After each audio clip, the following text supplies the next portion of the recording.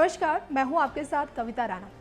भारत और चीन के बीच लद्दाख सीमा पर रस्साकसी जारी है और इस बीच धोखे से चीनी सैनिकों ने 15 तारीख की रात को हमला कर दिया, जिसमें कम से कम 20 जवान शहीद हो गए और इसके साथ ही साथ चीन के 40 जवान या तो घायल हुए या मारे गए। इस बीच एलएसी पर भारत और चीन की सेनाएं आमने सामने हैं और उसी पूर्वी लद्दाख से खुशखबरी आई है।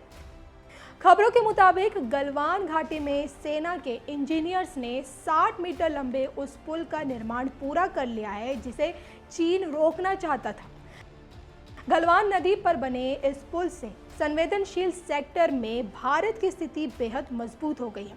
इस पुल की मदद से अब सैनिक नदी वाहनों के साथ आर पार जा सकते हैं और 255 किलोमीटर लंबे स्ट्रेटेजिक डीबीओ रोड की सुरक्षा कर सकते हैं।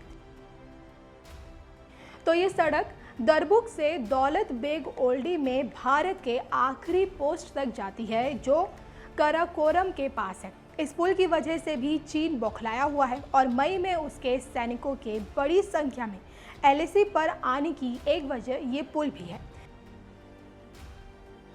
जिसे वो नहीं बनने देना चाहता था, क्योंकि वो जानता है कि इस पुल से जहां भारत की स्थिति और भी मजबूत हो गई है और सूत्रों की माने तो पुल गुरुवार रात को तैयार हो गया है और इससे ये भी पता चलता है कि सीमा पर फॉर्मेशन इंजीनियर्स इंफ्रास्ट्रक्चर को मजबूत करने में जुटे हुए हैं और पीएलए की ओर से काम रुकवाने की तमाम कोशिशों के बावजूद भी बॉर्डर रोड ऑर्गेनाइजेशन का काम जारी रहेगा।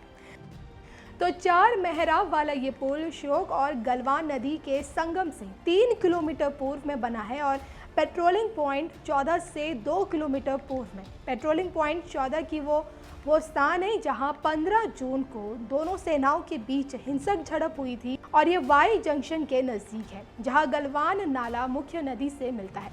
दोनों नदी के संगम पर भारतीय सेना का बेस कैंप है जिसे 120 किलोमीटर कैंप कहा जाता है। ये डीएसपी डीबीओ रोड के नज़दीक ही है और चीन अब पूरी गलवान घाटी पर अपना दावा बढ़ा चढ़ा कर पेश कर रहा है।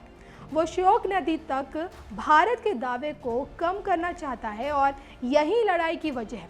तो अब लग रहा है कि भारत आर पार के मोड में है और अब ये देखना होगा कि होता क्या है।